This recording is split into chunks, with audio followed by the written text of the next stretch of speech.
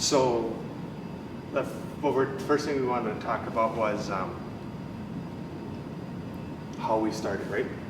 Yeah, I think what was interesting from my perspective was how an artist like yourself would view his or her work. Like, I think the discussion started when we were talking about how do you go from nothing to art.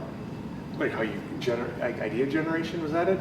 Yeah, I think I guess idea generation is similar in science. You kind of brainstorm as well.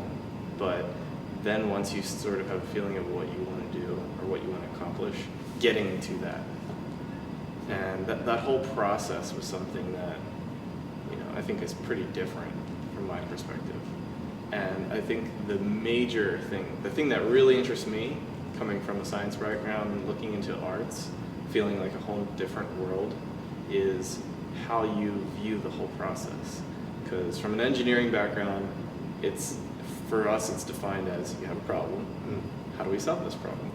And then there's just logical steps that you just go forward and you sort of draw from your background of knowledge and you do whatever research you need to, you do any calculations you need to, and then you start implementing the solution.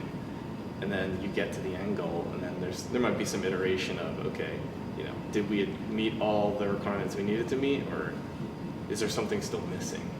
And then you just kind of, and from what I understand, you were kind of saying how there's not necessarily a goal at the end, and that's something that I kind of realize it's kind of difficult to grasp. I mean, I don't know if it's not necessarily a goal. It's not a finite goal. It's not like I'm trying to solve problem A.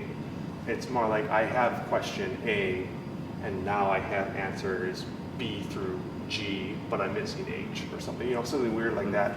So there's not a good measuring point. It's not like a direct I got it point. Mm-hmm. And the nice thing about it is that as you go, that arc, there's people who have been asking the same question their entire career. And so they're still doing the same question, and they're just circling around and trying to wrap around this question from every different angle. Mm-hmm. So they're still working. To be fair, I think that happens a lot in research anyway. Yeah. So I think, and then like, when you're talking about how with research there's, you build up there's different like things you do as you go. I think same with art making too. Mm-hmm. It's just that everything might not be as finite. Okay.